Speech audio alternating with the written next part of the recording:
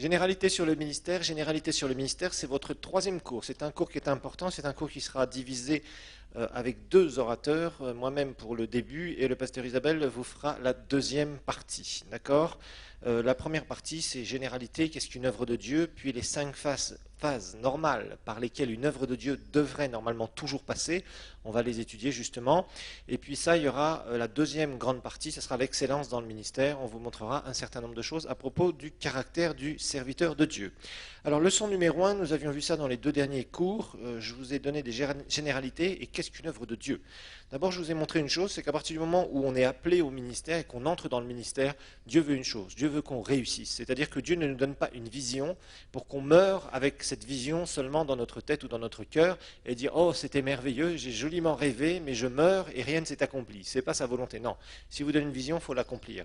Et pour l'accomplir, eh bien, il va y avoir des éléments qui sont importants. D'abord, Dieu veut que nous réussissions. L'échec ne fait pas partie normalement du plan de Dieu pour un ministère. Un ministère ne doit pas échouer. Un ministère doit pleinement réussir sa mission.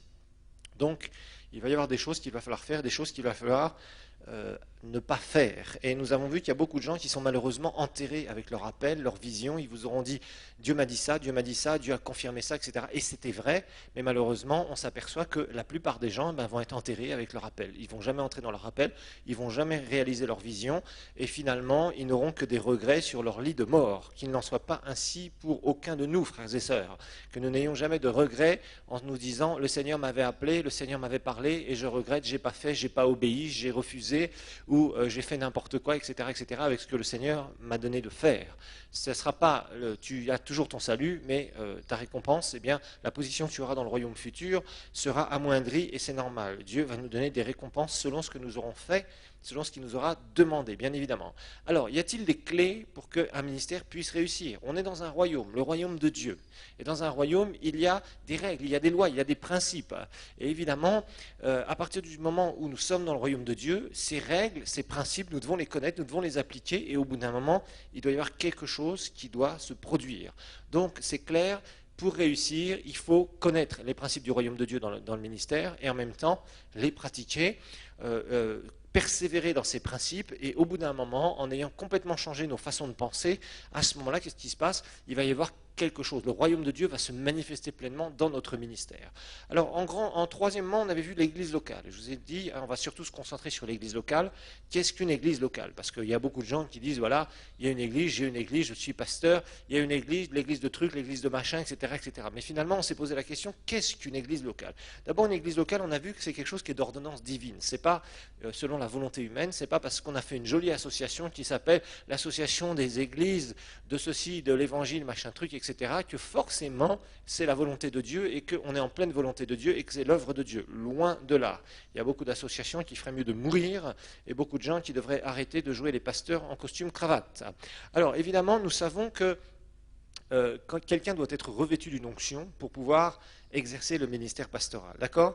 Alors, on ne commence pas une église, c'est clair, parce qu'on a envie de faire une église, parce qu'on est frustré quelque part, parce qu'on a envie de se montrer soi-même, ou parce qu'on divise une église. Je vous ai montré toutes ces mauvaises, je dirais, ces mauvaises façons de penser et ces mauvais motifs. Ça, c'est courir à la catastrophe quand on commence comme ça, ou même sur une prophétie, quelqu'un vient vous voir, tu dois démarrer une église, etc. Ou même sur une vision directement. Il nous faut des confirmations de la part du Seigneur. C'est très important. Et la personne va recevoir un fardeau et vraiment, il y a un moment où elle va entrer dans son appel. Nous l'avons vu, le ministère, c'est surnaturel. Donc, nous connaissons le fait d'être appelé, le fait d'être mis à part. Tant qu'on n'est pas mis à part, on ne peut pas démarrer dans le ministère. Donc, tant que quelqu'un n'est pas revêtu de son onction personnelle pastorale, s'il démarre dans le ministère, il va se casser le nez. S'il démarre au moment où il a reçu cette onction, il a déjà l'élément principal pour réussir dans son ministère. Il a un appel, Dieu lui a montré ce qu'il devait faire, il a une onction, donc là, il peut vraiment démarrer. D'accord? Donc tout ça, ça fait partie des lois spirituelles. Alors, on a vu que l'Église doit répondre aux besoins des gens, c'est un hôpital, c'est une aventure aussi qui n'est pas si évidente, c'est un bateau de survie, c'est pas un bateau de plaisance. On a fait un petit rappel sur les ministères, je vous le rappelle, pour l'apôtre, l'évangéliste, l'enseignant, le prophète et le pasteur, on ne va pas revenir dessus. Alors je vous ai montré qu'une œuvre de Dieu s'enfante. Et comme il y a des douleurs de l'enfantement quand une maman met au monde un bébé, et ben c'est la même chose avec l'église locale. C'est pas évident. de démarrer une église locale parce qu'il y a toujours des souffrances, il y a toujours des persécutions, il y a des moments difficiles, etc., etc., etc.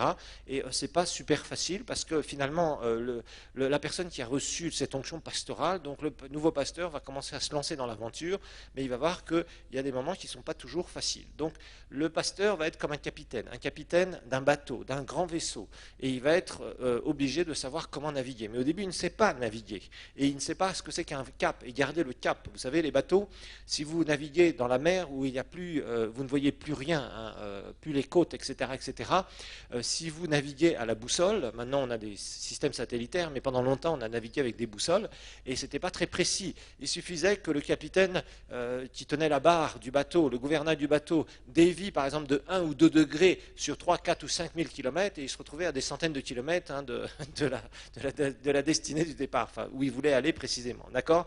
Et c'est pareil pour le pasteur. Le pasteur doit faire attention que le pasteur est comme un capitaine de bateau. Alors je vous ai montré que à partir du moment où quelqu'un est revêtu d'une onction, hein, dans Luc chapitre 4, nous l'avions déjà vu, mais il y a une production. En fait, l'église locale doit produire. Elle doit produire des nouveaux convertis, elle doit produire des vies transformées. L'église locale doit produire. On voit le fruit d'une église locale et c'est là où on voit si c'est un bon arbre ou un mauvais arbre. Si l'église locale ne prospère pas pendant des années et des années et des années, c'est qu'il y a un problème quelque part. Il faut savoir pourquoi. Et c'est pour ça que le leader, et on va parler de plus en plus on va avancer dans les cours, plus on va parler du leader, le leader doit se poser des questions et doit souvent se remettre en question pour aller plus loin. Alors, grand 5, on a commencé à voir le respect de la vision, et je vous ai montré qu'il est très très important d'avoir une vision par rapport à une vision divine par rapport à l'église locale. La plupart des gens viennent dans les églises locales et ne savent pas pourquoi ils sont là. On leur dit, mais pourquoi tu vas à l'église ? Parce que je suis chrétien, donc je vais à l'église, et les chrétiens vont à l'église, ils vont à l'église le dimanche. Voilà, c'est la réponse de la plupart des gens, si vous leur posez la question, pourquoi est-ce que vous venez à l'église ? Et très souvent, cela dénote que soit ils n'ont rien compris à la vision de l'église, ou soit le leader n'a pas su communiquer la vision, ou soit le leader n'a pas de vision. Je suis triste de voir autant de leaders dans le monde entier hein, qui n'ont absolument aucune vision. J'ai l'habitude de voyager en Europe, je vais sur le continent américain, je suis ici en Afrique, et je peux vous dire une chose, la plupart des pasteurs n'ont aucune vision pour leur église locale. Et ça, c'est le problème. Les gens ont besoin d'être amenés quelque part. Les chrétiens, ils reçoivent le Seigneur, on les nourrit dans la parole de Dieu, ils sont dans la louange et l'adoration, mais ils ont besoin aussi d'aller quelque part. Les gens ont besoin de voir qu'on va quelque part.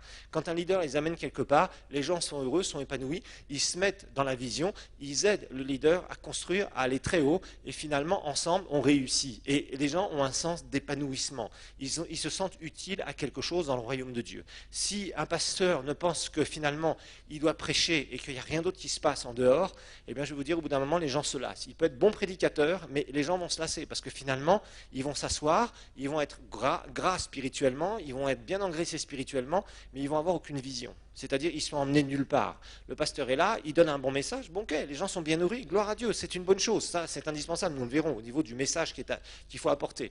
Mais d'une manière générale, les gens aussi ont besoin d'aller quelque part, ils ont besoin de se sentir impliqués dans quelque chose. S'ils donnent des finances pour un projet, ils veulent voir le projet se réaliser. Quand le projet s'est réalisé, ils vont dire, waouh, tu vois, dans notre église, on a fait ça, dans notre église, on a fait ça, et puis il y a ceci, et puis il y a cela. Et à ce moment-là, les gens, il y a un engouement, un désir en fait d'aller plus haut, plus loin, de se dire, finalement, ensemble, on peut aller très loin et on peut faire des choses extraordinaires pour le Seigneur et le Seigneur est glorifié. Alors, une chose qu'il faut vraiment faire aussi quand on est serviteur de Dieu, c'est regarder les autres qui ont réussi, c'est-à-dire s'inspirer des autres ministères. C'est très important. Ça élargit beaucoup notre vision. Moi, je sais que je passe souvent du temps à regarder ce que font les autres ministères. En ce moment, j'en passe un peu moins, mais je dois dire qu'il y a 1 an ou 2 ans, j'ai passé énormément de temps à savoir qu'est-ce que les autres font, pourquoi ils font ça, comment ils réussissent, etc., parce qu'il y a des clés qui sont importantes. Donc, étudier les autres ministères, chercher à savoir pourquoi telle ou telle personne a réussi dans son ministère, et ça nous tire toujours vers le haut. Parce que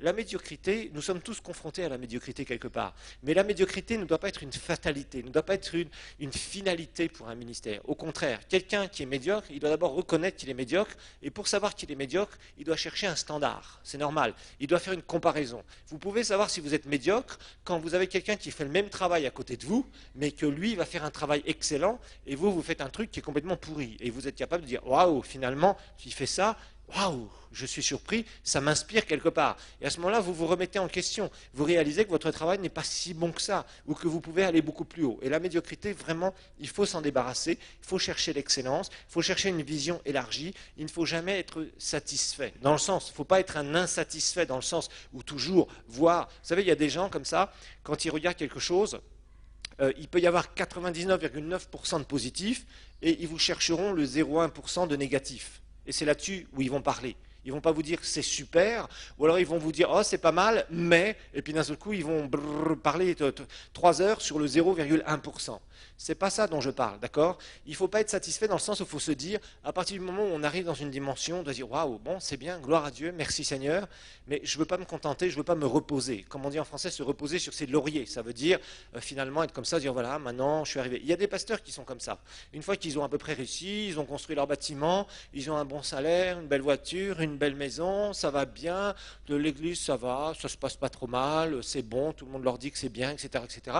Puis au bout d'un moment, ils dorment. Alors que 5 ans, 10 ans plus tôt, vous pourriez rentrer dans la même église et là, d'un seul coup, l'église était en feu. Et parce qu'ils ont réussi, ils ont ce sens de réussite et ils se contentent d'un certain niveau, au bout d'un moment, l'église commence à s'endormir parce que le pasteur commence à moins chercher le Seigneur, parce que le pasteur se dit, bah, c'est pas mal, maintenant je vais me reposer de mes œuvres, entre guillemets. Vous voyez ce que je veux dire? Je vais prendre une retraite, entre guillemets, une semi-retraite anticipée. Et ça, c'est extrêmement mauvais. C'est pour ça qu'il faut comprendre. Vous savez, quand on est dans le ministère, en tout cas, moi, c'est la décision que j'ai prise, jusqu'à mon dernier jour, j'exercerai le ministère. Jusqu'à mon dernier jour, j'exercerai le ministère.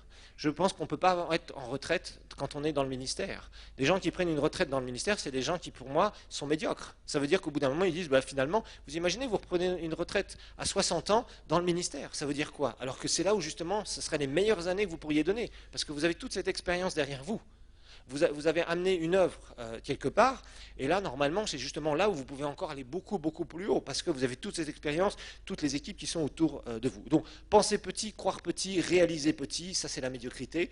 Penser immense, croire immense, réaliser immense, eh bien ça c'est vraiment l'excellence. Et il faut toujours être défié, challengé dans ce que nous faisons. Alors, nous avions vu le proverbe 29, verset 18, pardon, et je vous ai montré que quelqu'un, un peuple qui n'a pas de vision, c'est un peuple qui fait n'importe quoi, qui va nulle part.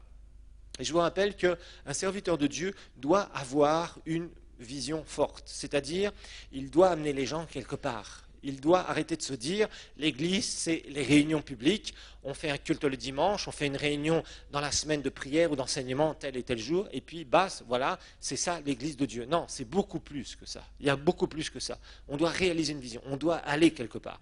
Donc quand il n'y a pas de vision, il n'y a pas de motivation, il n'y a pas de résultat, et puis de toute façon, les gens n'ont plus envie de bouger. Vous savez, on étudiera cette loi, ce qu'on appelle la loi du momentum en leadership, et c'est ce qu'on appelle la loi du mouvement, si vous préférez.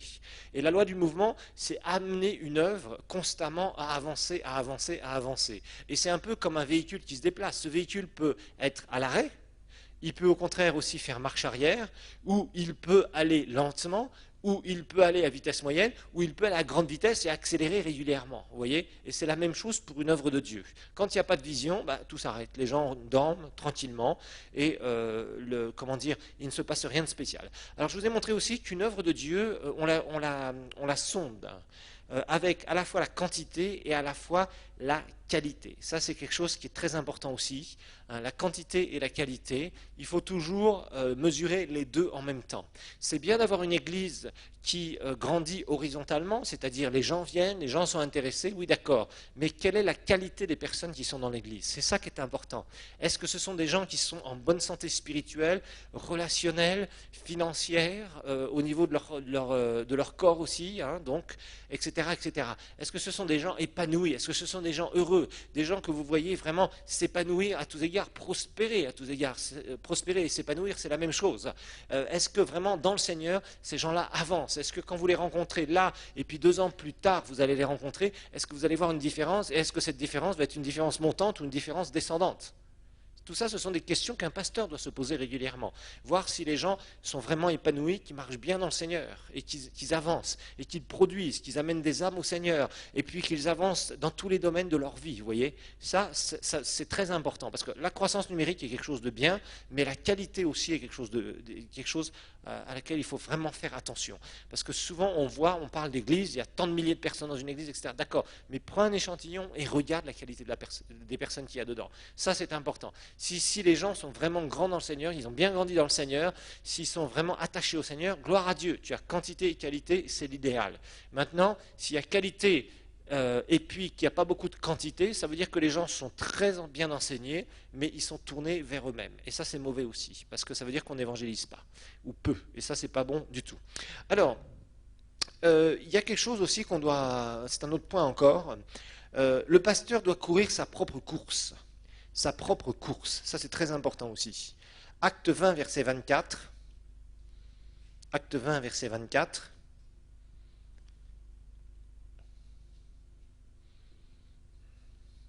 Acte 20, verset 24, Paul dit la chose suivante, « Mais je ne fais aucun cas de ma vie. » Je vous rappelle que Acte 20, c'est là où Paul fait cette pastorale, qu'il convoque tous les anciens d'Éphèse et de toute la région d'Asie mineure, alors qu'il avait été obligé de fuir à la fin d'Acte 19, qu'il était sous la persécution. Et en fait, qu'est-ce qui se passe? Eh bien, Paul va faire cette première réunion, grande réunion pastorale. Il va expliquer un certain nombre de choses. C'est très riche, Acte 20, à propos du ministère. « Mais je ne fais aucun cas de ma vie comme si elle m'était précieuse, pourvu que j'accomplisse avec joie ma course et le ministère que j'ai reçu du Seigneur Jésus, rendre témoignage de la bonne nouvelle et de la grâce de Dieu. » Donc Paul ici parle de quoi? Il parle de sa course et de son ministère. Chaque serviteur de Dieu a une course à courir, il ne peut pas courir la course d'un autre. Chacun d'entre nous, en tant que serviteur de Dieu, Dieu nous donne une vision, Dieu nous donne un peuple, Dieu nous donne des capacités, et c'est à nous de faire prospérer tout ça, par la grâce de Dieu. Mais on doit courir notre course. Si une église locale a une vision spécifique et que juste à côté il y a une autre église qui a l'air de bien fonctionner avec une autre vision, il ne faut pas que le pasteur essaye d'imiter l'autre église. Ça, c'est une erreur qu'on voit parfois. Dans l'imitation, il n'y a pas d'onction. Et dans l'imitation, on risque de s'écarter de la vision. Et à partir du moment où on s'écarte de la vision, on est un peu comme David avec Saül. Vous vous rappelez quand David va vouloir défier Goliath, Saül le fait appeler parce qu'il entend que ce petit gamin veut défier le grand géant.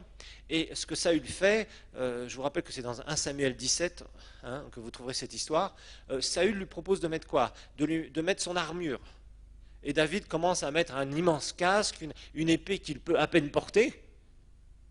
Et au bout d'un moment, il laisse tout ça. Parce qu'il sait très bien qu'il ne peut pas porter l'armure d'un autre. Et David a fait quoi? Il y a été avec sa gypsière, sa fronde, pardon, et les 5 pierres. Parce que ça, il maîtrisait très bien. Ça, c'était son armure à David. Chaque personne a son armure. Chaque pasteur a son onction spécifique pour réaliser la vision que Dieu lui a donné de faire. Donc il faut faire attention parce que si on commence à s'écarter de la vision originelle que Dieu nous a donnée, eh bien à ce moment-là, et il y a beaucoup de tentations, vous savez, parce qu'il y a des moments, vous travaillez dur pour votre vision, la vision que le Seigneur vous a donnée, et finalement vous vous apercevez pendant un temps que les choses n'avancent pas. On étudiera justement les 5 phases par lesquelles une œuvre de Dieu devrait toujours passer, et on découvrira qu'il y a des phases qui sont assez ingrates, c'est-à-dire il y a des moments où vous travaillez dur et il n'y a pas beaucoup de fruits. Parce que c'est le début, vous défrichez le terrain. Et défricher un terrain qui n'a jamais été cultivé régulièrement, c'est un travail qui est pénible, dur, ingrat et que personne ne veut faire. Vous savez, le travail sale, en général, il n'y a pas beaucoup de candidats. Par contre, pour manger les fruits de la récolte, il y a beaucoup de candidats. Vous voyez la différence? Et dans le ministère, sachez que c'est la même chose, c'est strictement la même chose. Donc c'est très important de savoir qu'il y a cet aspect justement où on doit travailler dans la vision que le Seigneur nous a donnée. Si Dieu nous donne de faire une église locale, c'est qu'il va nous donner de toucher spécifiquement, particulièrement un type de population. D'accord? Ça, il faut le savoir, plus que les autres. Bien sûr, l'Église est pour tous, mais souvent, Dieu va focaliser quelque chose à propos de gens soit défavorisés, soit des gens dans le business très favorisés, soit des gens de tel ou tel type, plus de telle ou telle communauté. En général, c'est ce que Dieu va montrer très souvent avec une vision très spécifique. Alors, une chose qui est sûre aussi, je vous donne des principes ici, des principes pour vraiment réussir. Il y a une chose qu'il faut comprendre dans le ministère, et on en parlera d'ailleurs, il y a une partie d'un chapitre qui est réservé à cela, c'est que les brebis ne doivent jamais corriger le pasteur. Les brebis ne corrigent pas le pasteur. Mais c'est le Seigneur qui corrige le pasteur. Comme tout serviteur de Dieu d'ailleurs. Ne vous avisez jamais d'aller voir un serviteur de Dieu et de vouloir le corriger. D'accord ? Ne faites jamais ça. Si vous faites ça, vous faites une erreur. Je vais vous le montrer dans l'Écriture d'ailleurs, parce que c'est quelque chose qui est important. Il faut faire attention. Un pasteur, c'est quelqu'un qui a des qualités, quelqu'un qui a des défauts. Et quand on est dans une église locale, il faut comprendre qu'il faut savoir là où est notre position, là où Dieu nous veut. C'est pour ça que c'est important de chercher la volonté de Dieu. Il n'y a que là où on peut s'épanouir. Donc, Dieu met une onction sur le leader. Le leader doit accomplir la vision, la course que le Seigneur lui a donnée. Pour ça, il a besoin de gens autour de lui qui vont l'aider, qui vont comprendre, pas des gens qui vont lui tirer dessus s'il fait des erreurs. Parce que ça aussi, on l'a vu et on le voit régulièrement. Il y a des gens qui profitent, par exemple, d'une erreur d'un leader pour essayer de le déstabiliser. Et ça, c'est très mauvais. Et pour essayer de gagner du pouvoir dans une église locale. Ne faites jamais ça, ne mettez jamais cela, ne vous mettez jamais dans des réunions, dans des comités qui essayent de prier. Vous savez, ça commence souvent comme ça. Les gens se mettent par groupe et disent on va prier pour l'église. Et ils font ça, alors dans une maison, il y a 10, 15, 20 personnes qui se réunissent et qui disent on va prier pour l'église. Ne venez jamais dans ce genre de groupe. Parce que ça va se terminer par des visions et des prophéties, je vous garantis. Enfin, des fausses visions, des fausses prophéties. Et ça détruira votre vie spirituelle. J'ai vu des gens complètement tués avec ce genre de truc. D'un seul coup, le leader de ce groupe va commencer à comprendre qu'il commence à avoir un pouvoir sur des brebis d'une église. Et c'est là où il va créer des divisions. Ne vous mettez jamais dans ce genre de groupe. Ce n'est pas scripturaire du tout. Si le pasteur dit on va prier pour l'église, oui, mettez-vous là où le pasteur vous dit de faire les choses. Mais si le pasteur ne vous dit rien, ne vous mettez jamais dans des groupes où on vous propose de prier pour l'église. Vous voyez ce que je veux dire ? Si le pasteur ne le sait pas, à l'insu du pasteur. Si c'est le pasteur qui vous dit, là j'ai besoin de gens qui prient spécifiquement pour telle et telle chose pour l'église, là il n'y a pas de problème, parce que vous êtes sous l'autorité pastorale. Par contre, si vous commencez vous-même à vous mettre dans des groupes initiés par des gens, en général les gens ne vont pas vous dire les motifs qu'il y a derrière. Mais en général ce sont des motifs de rébellion. Et on va voir ce que Dieu a fait à des rebelles contre un serviteur de Dieu un peu plus loin. D'accord ? Donc ne critiquez pas. Si vous êtes dans une église, vous êtes soumis à votre pasteur. Priez pour lui, ne critiquez pas. Si vous voulez tuer une église locale, la meilleure recette, c'est de la critique. Vous commencez à critiquer de partout. Et le pire, c'est que des chrétiens, c'est ça qui est étonnant chez les chrétiens. Les chrétiens sont là, ils disent, si vous leur posez la question, qu'est-ce que tu voudrais pour ton église ? Ah, je voudrais que mon église soit formidable, je voudrais ceci, je voudrais cela. D'accord. Et la première chose qu'ils font, ils commencent à... Et qu'est-ce qu'ils font ? Ils commencent à répandre du poison en faisant ça. Et c'est eux-mêmes qui tuent. Vous savez que ce sont les chrétiens eux-mêmes qui peuvent tuer leur propre église locale ? C'est pour ça qu'il faut être très prudent. Faites attention avec les critiques, ça peut être extrêmement mauvais. Bien sûr, il y a la critique destructive qui est extrêmement mauvaise, il peut y avoir la critique constructive, mais faites attention. La critique constructive, c'est voir quelque chose et vraiment discerner et avoir un bon cœur derrière tout ça. La critique destructive, elle est initiée par un mauvais cœur. L'idée toujours, c'est de dégrader le leader. Faites attention, parce que le Seigneur met une onction sur des gens qui ne sont pas parfaits. C'est ça qu'il faut que vous compreniez. D'accord ? Alors, il faut que vous sachiez que ce qui est clair, c'est que ce qui amène la stabilisation dans une vie chrétienne, c'est d'être sous l'onction pastorale. Dieu a prévu les pasteurs, justement, pour qu'il y ait l'onction qui se déverse et que de plus en plus, les chrétiens soient touchés et qu'ils soient au bénéfice de cette onction. Moi, j'étais même des fois dans des églises où vraiment les messages n'étaient pas excellents. Je me souviens surtout au début de ma conversion. Franchement, il y avait des messages, on entendait des fois des trucs... Franchement, ça nous faisait mal au cœur, etc., etc., etc. Mais le fait de venir à l'église, le fait d'écouter le message, le fait de vouloir recevoir de la part du Seigneur, on sortait du culte, on était fortifié. Voyez ? Parce qu'on était là avec une bonne attitude. Maintenant, il m'est arrivé d'être dans des églises où j'avais une mauvaise attitude. Je me repens, je vous avoue, je confesse. Ça m'est arrivé. Et quand on est avec une mauvaise attitude envers un serviteur de Dieu, quand il prêche, vous ne pouvez rien recevoir. Vous êtes comme ça. Qu'est-ce qu'il va dire ? Ah, il me prêche, là, comme vous dites ici. Oh, il est en train de dire des choses sur moi, oui, ça c'est sûr. Et en plus, il me regarde dans les yeux. Vous voyez ce que je veux dire ? Mais c'est normal. Tu as toi-même cette mentalité de jugement, et d'un seul coup, tu te coupes complètement de la communion que tu as avec ton pasteur. Et si tu fais ça, tu ne peux rien recevoir.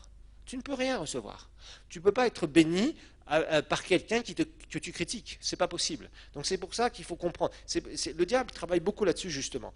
Alors évidemment, il y a des gens qui essaient de grandir en dehors de l'église locale, et je vous rappelle qu'il est impossible de grandir, de s'épanouir sans l'onction pastorale. Ça c'est clair. Dieu a voulu l'onction pastorale pour la protection, pour que les brebis soient nourries, pour que les brebis grandissent, etc., etc., etc. On a déjà étudié ça un certain nombre de fois, mais c'est clair que être sous une onction pastorale, être soumis à une autorité spirituelle, il n'y a rien de mieux pour grandir et s'épanouir dans le Seigneur. C'est ce que Dieu veut, c'est ce qu'on doit apprendre à faire.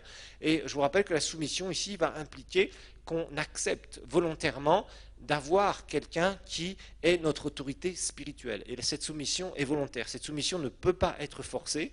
Par contre, c'est une bénédiction quand on respecte son autorité pastorale. Oh, que vous dites Amen, ne soyez pas silencieux, sinon mon cœur va s'arrêter de battre. Alors, je tiens à vous dire, et donc c'est quelque chose qui est important que vous devez comprendre, parce que souvent ce sont des principes qu'on ne comprend pas, et on commence à se mettre à l'écart de l'Église. Si quelqu'un essaye de vous mettre à l'écart de votre Église, faites attention pour dire non, non, tu devrais prier chez toi, il y a des problèmes, ceci, ne faites jamais ça. C'est extrêmement mauvais. Si vous vous écartez de votre Église locale, c'est très mauvais. Vous allez vous ouvrir justement à un certain nombre de dangers, et n'encouragez jamais ce genre de truc. Si quelqu'un vient vous dire, oui, le Seigneur m'a dit que dimanche je dois rester à la maison, etc., etc., dites-lui la vérité. Dites-lui, non, tu te trompes, c'est pas le Seigneur qui t'a parlé. Dites-lui, soyez honnête avec les gens. Gentiment, dans l'amour, mais soyez honnête. Dites-lui clairement, non, ça ne peut pas être le Seigneur qui te dit ça. Parce que si tu commences comme ça, méfie-toi. Tu risques justement de t'écarter. Tu as un problème personnel. Sinon, trouve une autre église où tu t'épanouiras. Mais sois sûr que ce ne soit pas toi qui déplace le problème. Parce que ça, je vous dis, c'est très courant aussi, malheureusement. Donc, il y a quelque chose qui est important à propos de l'autorité pastorale. Et il y a une immense bénédiction. Ça, c'est très clair. Alors, bien sûr, le pasteur, lui, son rôle, c'est de corriger ses brebis, hein, quand ça ne va pas. Quand les brebis pêchent, eh bien, il faut que le pasteur soit capable de les corriger dans l'amour, de ne pas faire n'importe quoi. Mais la correction, vous savez, on étudiera cela avec un peu plus de profondeur, mais c'est jamais agréable d'aller sanctionner une brebis. De dire à quelqu'un, maintenant, tu es dans une responsabilité, tu vas arrêter ça, tu m'as menti, ou tu as fait telle ou telle blague, ça ne va pas dans ta vie, tu dois te corriger, etc., etc. Et souvent, les gens n'acceptent pas. Pourtant, ce qu'ils ne se rendent pas compte, c'est qu'au travers du serviteur de Dieu, c'est Dieu qui les corrige. Ce n'est pas l'homme. Parce qu'il y a des gens qui disent, waouh, mais non, si on m'enlève publiquement de la responsabilité, ça va m'humilier. Oui, mais l'humiliation fait du bien quand on est dans le péché. Ça nous fait du bien. Le problème, c'est que les gens souvent disent, non, non, c'est pas grave, j'accepte pas, ou ils font semblant d'accepter, et ils fuient quelque part d'autre. Mais en fuyant, ils n'acceptent pas la correction, et la correction est biblique. La correction est biblique, la sanction est biblique, c'est écrit dans l'Écriture. Et c'est jamais agréable pour un serviteur de Dieu d'être obligé de sanctionner une brebis. On doit faire attention à cela. Alors, regardons maintenant à propos de l'autorité spirituelle, Nombre 12. Nombre 12. On va lire ce passage à propos de l'autorité spirituelle. Je vous donne point après point après point à propos du ministère parce que je veux que vous compreniez certains principes. Nombre 12, il va se passer un événement. Myriam et Aaron, verset 1, parlèrent contre Moïse au sujet de la femme couchite qu'il avait prise, car il avait pris une femme couchite. Ils dirent, est-ce seulement par Moïse que l'Éternel parle ? N'est-ce pas aussi par nous qu'il parle ? Et l'Éternel l'entendit. Or, Moïse était un homme fort patient ou humble, plus qu'aucun être humain sur la face de la terre. Soudain, l'Éternel dit à Moïse et à Aaron et à Myriam, sortez-vous trois, vers la tente de la rencontre. Ils sortirent tous les trois. L'Éternel descendit dans la colonne de nuée et se tint à l'entrée de la tente. Il appela Aaron et Myriam, qui s'avancèrent tous les deux. Il dit, écoutez bien mes paroles. Lorsqu'il y aura parmi vous un prophète, c'est dans une vision que moi, l'Éternel, je me ferai connaître à lui. C'est dans un songe que je lui parlerai. Il n'en est pas ainsi de mon serviteur Moïse. Il est fidèle dans toute ma maison. Je lui parle de vive voix, je me fais voir sans énigme, et il contemple une représentation de l'Éternel. Pourquoi donc n'avez-vous pas craint de parler contre mon serviteur, contre Moïse ? La colère de l'Éternel s'enflamma contre eux, et il s'en alla. La nuée se retira d'au-dessus de la tente, et voici que Myriam était frappée d'une lèpre blanche. comme la neige. Aaron se retourna vers Myriam et vit qu'elle avait la lèpre. Alors Aaron dit à Moïse, de grâce, mon Seigneur, ne nous fais pas porter le poids du péché que nous avons eu la folie de commettre. Oh, qu'elle ne soit pas comme l'enfant mort-né, dont la chair est moitié consumée quand il sort du sein de sa mère. Moïse cria à l'Éternel en disant, ô Dieu, je te prie, guéris-la. Et l'Éternel dit à Moïse, si son père lui avait craché au visage, ne serait-elle pas dans la confusion pendant 7 jours? Qu'elle soit exclue du camp pendant 7 jours. Après quoi, elle y sera réintégrée. Myriam fut exclue du camp pendant 7 jours, et le peuple ne partit pas jusqu'à ce que Myriam était réintégrée. Oh, il devait parler le peuple. Il se demandait pourquoi ils étaient là pendant 7 jours. La radio-trottoir devait marcher terriblement. Après cela, le peuple partit de Hatsesroth et campa dans le désert de Paran. Il y a une grande leçon ici, une grande leçon qui n'est pas évidente, toujours. Moïse, après, a pris donc une femme éthiopienne, une femme noire avec laquelle il s'est mis. Ça, c'est très clair. Et en fait, Moïse et Aaron et Myriam sont venus et ont confronté Moïse par rapport à ce qu'il avait fait. Et Moïse avait tort. Il avait tort, mais on peut regarder la situation maritale de Moïse. En fait, Moïse, rappelez-vous, il était marié. Il était marié avec qui? Avec la fille de Jéthro, d'accord? Séphora. Il avait eu des enfants avec elle. À l'époque, il était dans le désert, ok? Et puis, quand Dieu l'a appelé dans le désert, quand il a fait cette expérience du buisson ardent, Dieu l'a appelé, il a pris sa femme, il a pris ses enfants, et il a été en Égypte. Ok, ça c'est ce qu'on sait sur la vie maritale de Moïse. Ensuite, Dieu l'a utilisé, il l'a fait sortir au travers de Moïse, tout le peuple est sorti, il y a eu tous ces miracles qu'on connaît, ils ont été dans le désert. Au bout d'un moment dans le désert, on s'aperçoit dans Exode 18, si vous relisez ce passage d'Exode 18, versets 1 à 27, vous allez voir que Jéthro, le beau-père de Moïse, va apprendre tout ce que Dieu avait fait au travers de Moïse et du peuple d'Israël. Et qu'est-ce que Jéthro va faire? Il va venir voir Moïse, et c'est là le passage, vous savez, où il va parler à Moïse. Il voit que Moïse est épuisé, etc. Il lui dit, mais tu vas t'épuiser à faire ça. Et finalement, tu devrais nommer des chefs de 10, de 100, etc. Vous vous rappelez de cette histoire, la délégation. Et en fait, ce qui va se passer, c'est que Jéthro, à ce moment-là, est venu avec la femme de Moïse, nous dira le texte. Par contre, après, Nombre, chapitre 12, on s'aperçoit d'une chose, c'est que Moïse a pris une autre femme. Et apparemment, la femme de Moïse est repartie avec son père, c'est-à-dire avec Jéthro, après la visite d'Exode 18, d'après ce qu'on peut comprendre dans le texte. Donc, on voit que Moïse, il a fait une erreur, on est d'accord. C'est clair que Myriam et Aaron avaient de quoi faire des reproches à Moïse. Mais ils n'ont pas été le voir en tant que personne, ils ont été remettre en question le serviteur de Dieu. Et qu'est-ce que Dieu a fait dans cette histoire? Dieu a justifié qui? Moïse. Pourtant, Moïse avait tort, vous êtes d'accord? Vous êtes d'accord? Moïse avait tort. Mais Dieu a justifié qui? Moïse, son serviteur. Dieu n'a pas justifié Aaron et Myriam. Pourtant, Aaron et Myriam avaient raison quelque part. Mais en fait, leur motif n'était pas pur. Le motif, c'était de dire, vous voyez cet homme-là, il se dit être utilisé toujours par Dieu, et regardez ce qu'il a fait. Donc ils vont utiliser quoi? Ils vont utiliser une erreur de Moïse pour essayer de quoi? De le déstabiliser, de remettre en question son ministère. Et ça, c'est quelque chose qu'il ne faut jamais faire. Dieu va corriger ses serviteurs. Nous allons le voir d'ailleurs. Moïse va être quelqu'un qui va être corrigé par Dieu. Nous allons parler de la correction divine à propos des serviteurs de Dieu. Donc, Dieu défendra toujours celui qu'il a oint. Ça, c'est clair. Vous le verrez toujours dans la Bible. Dieu le défendra toujours. Par contre, si celui qui sert le Seigneur, qui est oint, continue et persévère dans ses erreurs, là, attention. Là, il risque cher, il risque de mourir prématurément, il risque de perdre de la crédentialité par rapport au peuple qui le suit. Ça, c'est courant. Un pasteur qui tombe dans le péché, qu'est-ce qui se passe? Son peuple va diminuer, les gens vont moins le suivre. Ils vont commencer à dire quoi? Pourquoi? On faisait confiance, c'est vrai, on était bénis, mais voilà, il a tel et tel problème, etc. etc., etc. Un pasteur qui commence à détourner des fonds ou à faire quoi que ce soit, eh bien, au bout d'un moment, il va perdre des gens. Pourquoi? Parce que les gens vont l'accuser. Et c'est vrai qu'il y a des gens qui l'accusent, qui accusent des fois à tort et à travers des serviteurs de Dieu, mais il y a des fois des serviteurs de Dieu qui ont fait des gaffes sérieuses avec l'argent.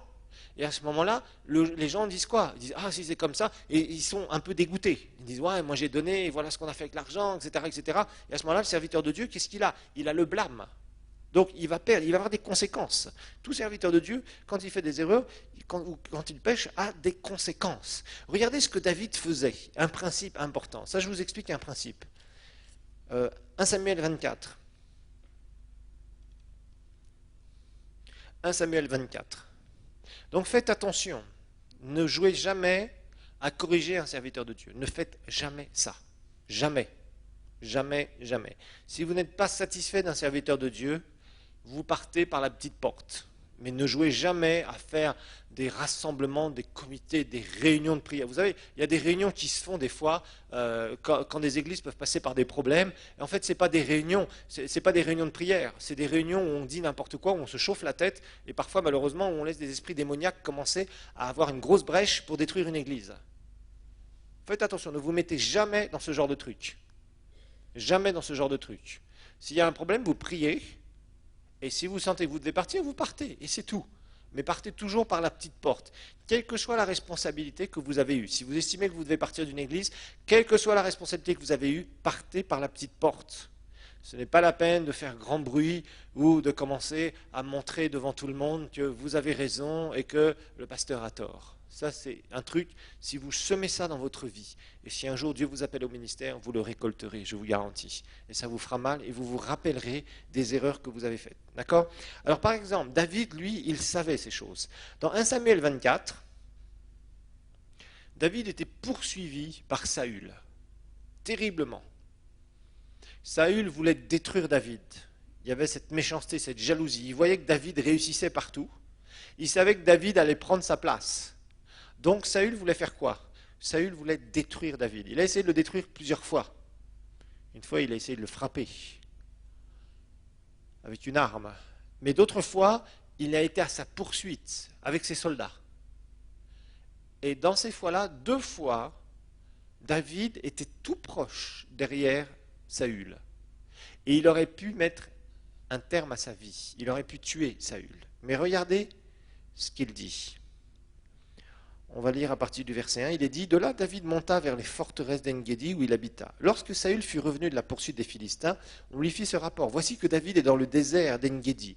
Saül prit 3000 hommes d'élite sur tout Israël et il alla chercher David et ses hommes jusque du côté des rochers des boucs sauvages. Il arriva vers des parcs à moutons qui étaient près du chemin. Et là se trouvait une caverne. Saül y entra pour se couvrir les pieds. David et ses hommes étaient assis au fond de la caverne. Imaginez-vous, il y avait 3000 hommes autour d'eux. Ça devait être chaud, il devait trembler. Les hommes de David lui dirent, voici ce jour où l'Éternel te dit, c'est moi qui te livre ton ennemi entre tes mains. Traite-le comme bon t'en semblera. Ce n'était pas une parole de Dieu, ça. David se leva et coupa doucement le pan du manteau de Saül. Après cela, David sentit battre son cœur, parce qu'il avait coupé le pan du manteau de Saül. Et il dit à ses hommes, que l'Éternel me garde de commettre contre mon Seigneur, loin de l'Éternel, une action telle que de porter la main sur lui, car il est loin de l'Éternel, celui qui a été oint par Dieu. Ce n'est pas à nous de porter la main sur quelqu'un qui est oint. Faites attention à cela. Ne le faites jamais.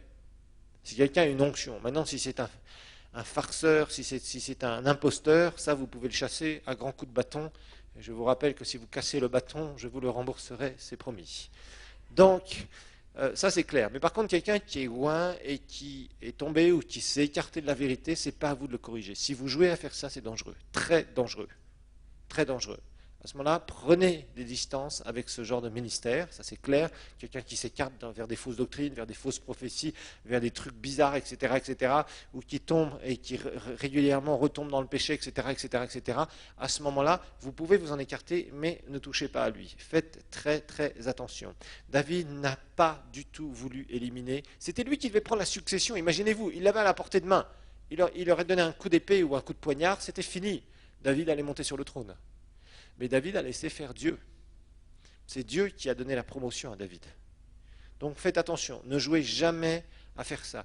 Ne jouez jamais à colporter les erreurs des serviteurs de Dieu. Ne faites jamais ça. Moi, quand des gens viennent me rapporter des trucs, je ferme mes oreilles. Je n'aime pas ça. J'essaie de couper court aux discussions. Je n'aime pas ça du tout. Parce que ça ne sert à rien, au contraire, ça ne fait que glorifier le diable, ni plus ni moins.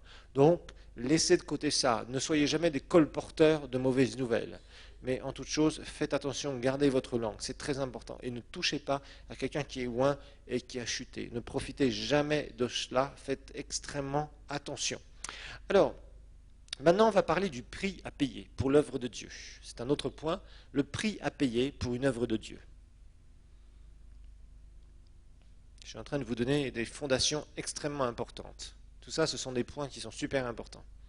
Vous savez, aujourd'hui, dans les églises, dans le christianisme, il y a de plus en plus une espèce de compétition qui se lève, il faut le dire, entre églises, entre serviteurs de Dieu, etc., etc. Et il y en a qui jouent beaucoup dans ce genre de trucs. Ils veulent être les meilleurs, ils veulent dire que leur église fait 5000 personnes, alors si vous y allez, il n'y a même pas 1000 personnes. Ils veulent raconter partout qu'il y a ceci, qu'ils ont été voir le président, qu'il y a un tel dans leur église, le ministre machin, etc. Tout ça, ils mettent ça sur Internet, etc. En fait, pour montrer qui ils sont, et ils essayent de colporter de ce genre de nouvelles, en fait, pour se gonfler, ni plus ni moins. Bon.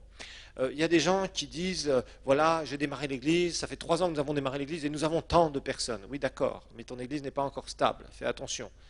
Tu t'es peut-être monté, mais tu peux aussi descendre. Non. Pour faire une très bonne église, il y a un immense prix à payer. Il n'y a pas d'autre secret. Il y a un immense prix à payer. Le serviteur de Dieu doit payer très cher. Très cher. Ce n'est pas de l'argent dont je parle ici.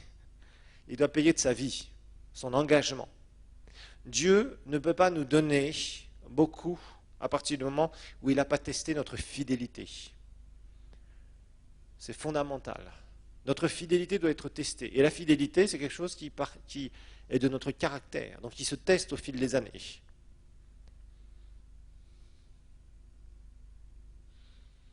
Donc il y a vraiment des moments où on doit payer un prix fort et pendant des années et des années et des années et des années. Dans Luc chapitre 14, Jésus va nous enseigner là-dessus, sur le prix à payer. Beaucoup ont des illusions sur le ministère. À partir du verset 25 jusqu'au verset 33. 25 à 33, Luc 14. Et souvent, vous savez, les gens s'imaginent, ils se lancent dans l'aventure de l'église locale et ils pensent que tout va bien marcher. Il suffit de prier, tout va aller. Non, non, non. Il y a un prix à payer.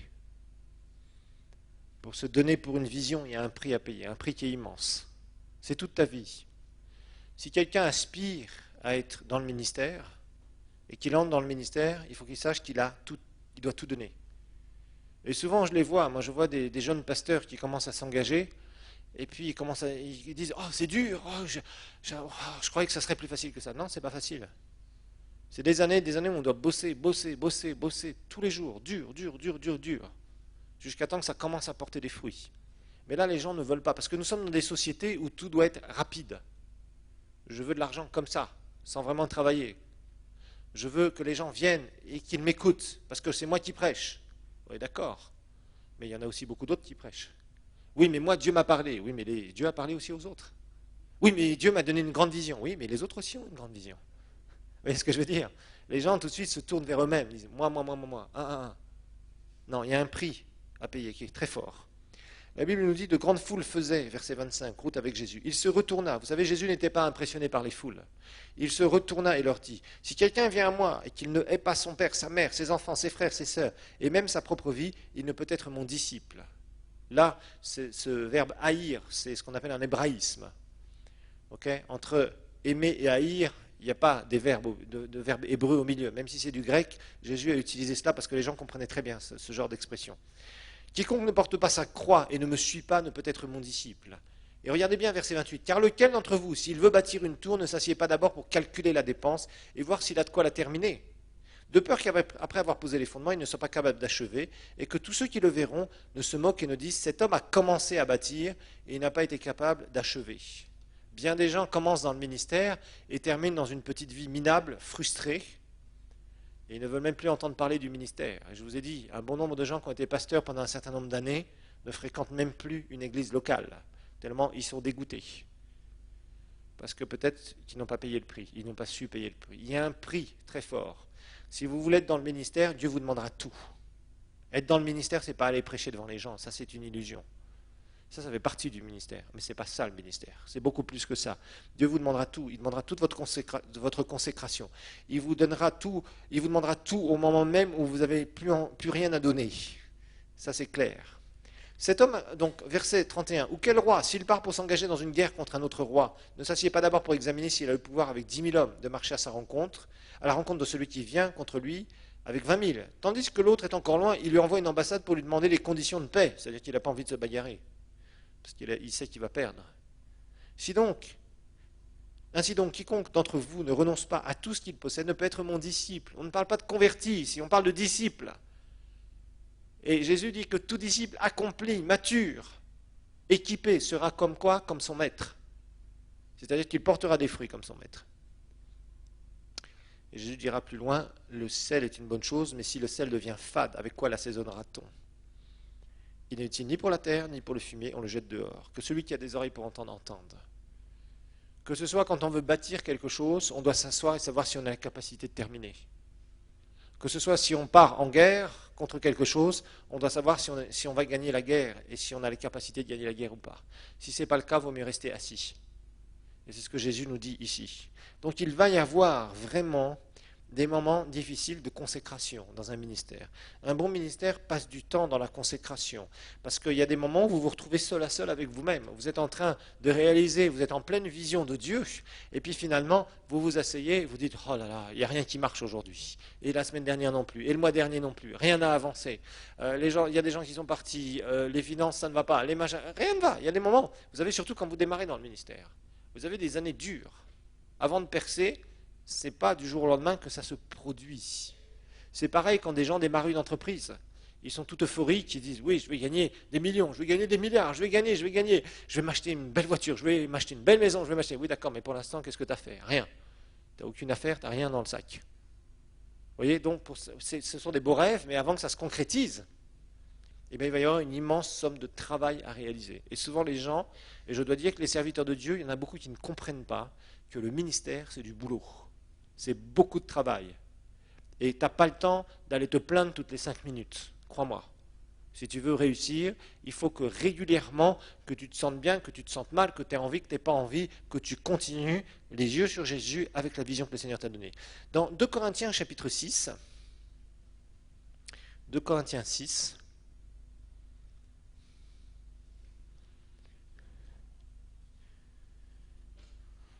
Paul va parler de quelque chose d'important. 2 Corinthiens 6. Vous savez, dans 2 Corinthiens, vous allez découvrir ce qu'il y a derrière le ministère, parce que Paul va livrer son cœur aux Corinthiens. On apprend beaucoup de choses sur la vie personnelle de Paul dans la deuxième épître aux Corinthiens. Rappelez-vous qu'on avait remis en question son apostolat. Des gens qu'il avait engendrés en Christ, une église qu'il avait engendrée, qu'il avait lui-même démarré et fondée, ces mêmes gens étaient en train de casser Paul, de le démolir. Et il y avait d'autres gens qui étaient venus et qui aidaient, qui avaient donné des marteaux pour taper sur Paul, pratiquement. Vous savez, des fois, il y a des gens ingrats comme ça qui s'ingèrent dans des églises. Et Paul dira, nous ne donnons aucun sujet de scandale en quoi que ce soit, afin que notre ministère ne soit pas un objet de blâme. Mais nous nous rendons à tous égards recommandables, comme serviteurs de Dieu par beaucoup de persévérance, dans les tribulations. Mais non, moi ça ne m'intéresse pas. Moi ce que je veux c'est prêcher. Dans les privations. Non, moi je veux que l'Église m'achète ça. Dans les angoisses. Mais non, un serviteur de Dieu, tout le monde est là et il l'aime beaucoup. Sous les coups. Mais non, servir le Seigneur ça fait du bien.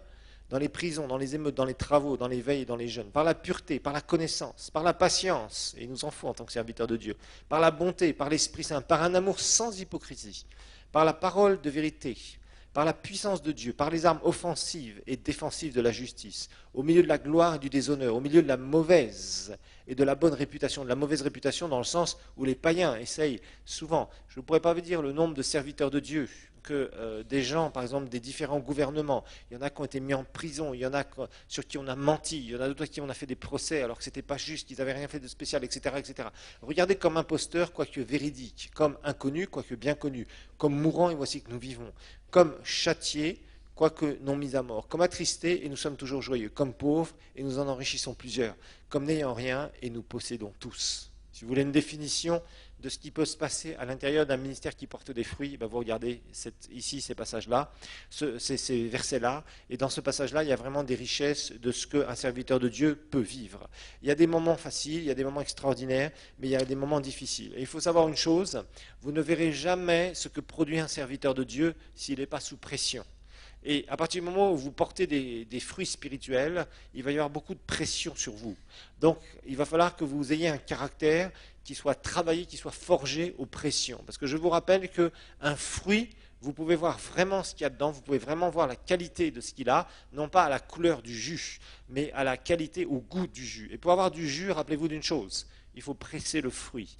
Et pour voir ce que voit un ministère, il faut qu'il soit sous pression. C'est à ce moment-là où il y a vraiment des choses qui vont être produites, de très bonnes choses qui vont être produites. Au milieu de l'adversité, c'est là où, quand on est intelligent et qu'on a la mentalité de Dieu, c'est là où on produit le plus.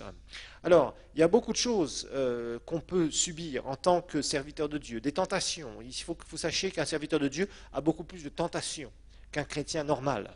Ça, il faut que vous le sachiez. Pourquoi ? Parce que Satan veut essayer de faire une chose, c'est de casser la tête. S'il arrive à atteindre la tête, comme le dit la parole de Dieu, si le berger est frappé, les brebis s'éparpillent, elles s'en vont partout. Voyez ? Donc, la tentation, résister à la tentation va forger votre caractère. Ça va vous faire souffrir, ça c'est clair. Être intègre aussi, ça demande du caractère. Dans les moments où vous pourriez profiter de certaines situations. Par exemple, il y a certains serviteurs de Dieu qui se compromettent tellement avec les finances. Il n'y a rien, puis d'un seul coup, il y a un gros don qui est fait. Et le serviteur de Dieu, il a souffert financièrement pendant un temps, pendant plusieurs années, etc. etc. Et d'un seul coup, il se dit, finalement, l'Église me doit bien ça. Et il prend ça, mais sans se protéger. Et à ce moment-là, pouf, il se met dans un grand défaut. Ou alors il va dire, on a versé ça alors qu'on lui a donné 10 000 $ et il en remet que 5 000 à l'église. Non, ne faites jamais cela. Dieu rémunérera vraiment votre intégrité et votre fidélité. Mais ça, il y a des moments difficiles. C'est dans les moments difficiles où Dieu nous teste. Dieu nous teste dans les moments difficiles. Et c'est là où il va nous rémunérer après. Dieu ne nous teste pas dans les moments faciles, parce que les moments faciles, c'est pas compliqué. Quand tout va bien, il y a des choses qui vous passent sous le nez, vous n'en avez pas spécialement envie. Par contre, quand tout va mal et que vous souffrez parce que vous êtes en train de faire l'œuvre de Dieu et que ça dure depuis un certain nombre d'années, que même peut-être les vôtres sont en train de vous faire des histoires en vous disant dans quelle galère tu nous as mis, votre famille, vos enfants ou quoi que ce soit d'autre, parce qu'on parlera aussi de la famille du serviteur de Dieu, eh bien vous verrez que parfois vous n'avez pas envie d'entendre certaines choses, parce que parfois vous ne pouvez pas donner à vos enfants ou donner à votre famille ce que quelqu'un qui aura fait une jolie carrière professionnelle pourra faire, vous voyez, et parfois ça revient dans vos oreilles, et des fois ça ne fait pas plaisir. Et c'est là où Dieu vous teste, dans votre obéissance, dans votre soumission, dans votre fidélité, dans votre loyauté. Mais je tiens à vous dire, souvent les gens ne veulent pas entendre cette partie du ministère, mais il vaut mieux prévenir que guérir. Il y a beaucoup de gens qui ont tellement d'illusions, qui ne comprennent rien à ce que c'est que vraiment le ministère. Et ce qui fait que quand ils se lancent dans le ministère, au bout d'un moment, ils ont les premières tempêtes.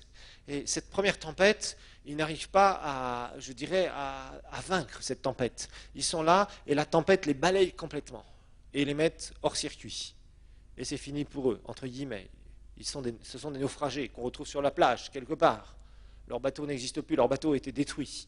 Pourquoi ? Parce qu'ils n'ont pas su passer ces tempêtes. Il y a des tempêtes dans le ministère, il faut savoir les passer. Et ce n'est pas toujours facile. C'est vraiment, il y a des moments où vous vous retrouvez seul à seul.